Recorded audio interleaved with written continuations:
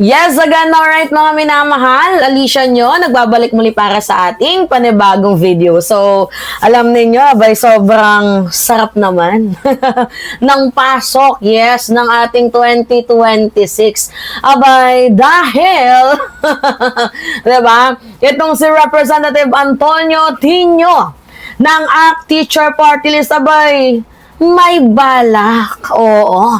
Nadagdagan mga minamahal ang impeachment complaint laban nga po dito kay Vice President Sara Duterte.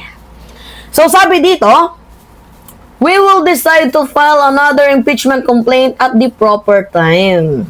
So new impeachment versus Sara Duterte may include alleged bagman's affidavit. Sabi po ng mambabatas. Buti na lang, no? Lumabas. Itong si Ramil Madriaga na allegedly, di umano, abay, bagman ni Vice President Sara Duterte. Alam nyo si Ramil Madriaga, nung nagsalita, may facts eh. 'Di ba?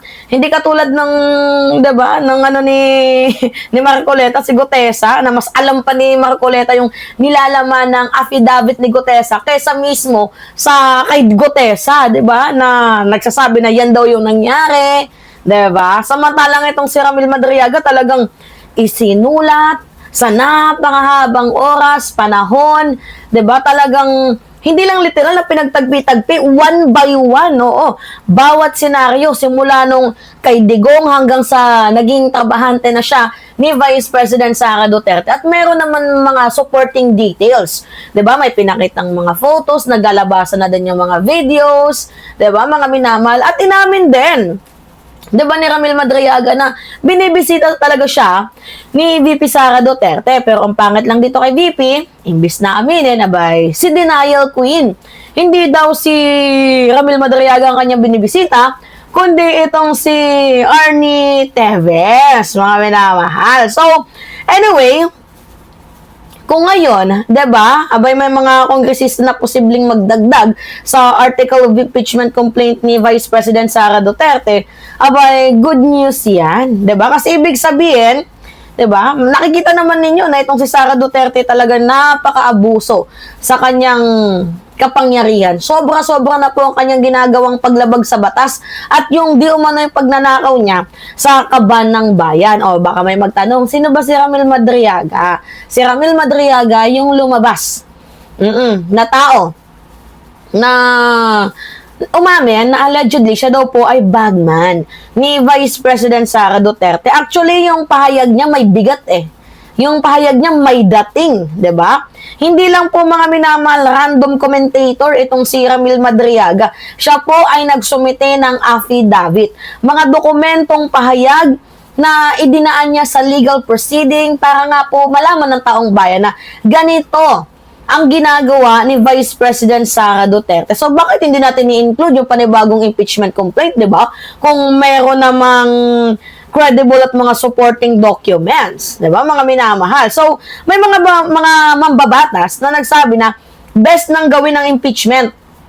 Ngayon na, oo. Pero syempre, pag ginawa natin 'yan, baka mamaya ma-1-year rule bar na naman tayo, 'di ba? Kung ginawa natin 'yan, baka mamaya mapurnada naman. So, gawin natin sa proper time. Which is, kailan ba yung proper time? I think this upcoming February, mga minamahal. At syempre, alam nyo naman na tayo ay meron tayong tinatawag na due process. Sila wala. Sila Duterte wala. Pero tayo meron. Kaya nga dinadaan natin sa tamang proseso, nilalatagan natin ang ebidensya at hinahayaan natin ang deliberasyon. So, meaning, hindi basta-bastang gawa or fake news itong article of impeachment na to, 'di ba? Talagang merong napakalaking dating o napakalaking punto savage na mabibigat dito nga po kay Vice President Sara Duterte kung kaya't 'di ba mayroong napakalaking solid grounds.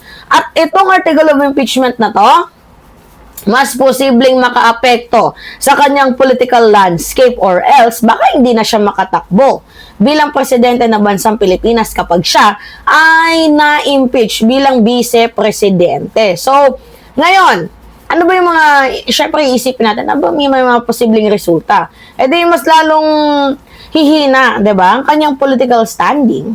Mas malaking pressure mula sa publiko.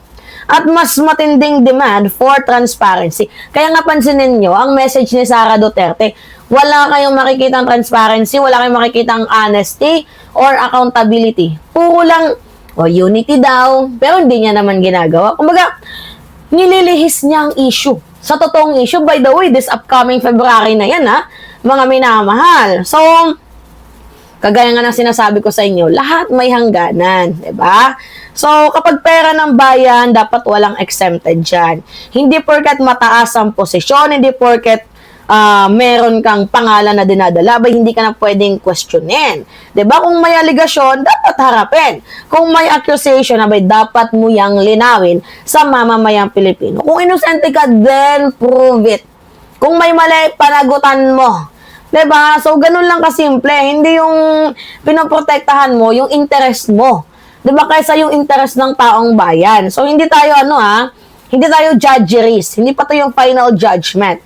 This is all about allegation pa lang naman. Pero, nandun na tayo sa trust the process. 'Di ba? Pero, hindi naman ibig sabihin na hindi pa naman siya guilty, ay wala na siyang kasalanan. Or inosente siya. So, ang tawag lang natin dito is informed citizenship. 'Di ba? Yung due process pa din, mga minamahal. So, mas magandang maidagdag.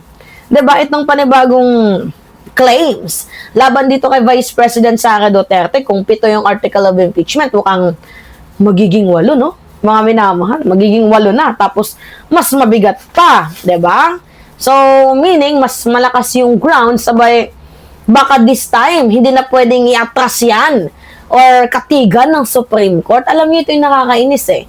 Bakit kaya itong Supreme Court na to parang may something eh? 'Di ba? Itong Supreme Court na to kumakampi kay Sara eh. Na in the first place, hindi nila trabaho yan dahil co-equal branches yan. May trabaho ang executive, may trabaho ang judiciary. 'Di ba? May kanya-kanyang trabaho yung tatlong yan. 'Di ba? Yung 3 branches of the government. So bakit makikialam, 'di ba, ang Supreme Court sa trabaho ng Kongreso? Sa trabaho ng legislative branch, na in the first place, 'di ba, ka-impeach din naman itong mga nasa Supreme Court. Gets ninyo? So, yan yung last card ni Sara Duterte. Pero I think, this upcoming February, kasi hindi naman nalinaw eh. Ang name ni Sara Duterte na siya ay hindi guilty, kumbaga na-delayed lang. Hindi naman malinaw yung pagkatao ni Sara Duterte, hindi naman siya nakaalis dyan eh. Kumbaga, na-delayed lang ang impeachment ni Vice President Sara Duterte, pero yung grounds nandoon pa din. Dinilayed lang. Hindi naman siya sinabing inosente na siya. Nandyan pa rin yung accusation sa kanya. Hindi pa siya malinis. Dinilayed lang. Dinaan lang sa technicalities ng Supreme Court. Diba? So, medyo pumabok kay Sara Duterte yung panahon ng 2025. Hindi lang natin alam ngayong 2026. Diba, mga minamahal? Well, let's see. Diba kung ano nga ba yung mangyayari? And I'm pretty sure, mga minamahal, dapat merong mapanagot dito. Alright, so again, Alicia nyo, nagbabalik muli para sa ating panibagong video. So mga minamahal, pahingin lang ako ng comments, likes, and share. And also, don't forget to click the subscribe, mga minamahal, and always hit notification bell para lagi kang na-update sa mga video na ina-upload natin. Maraming salamat at ingat, mga kababayan!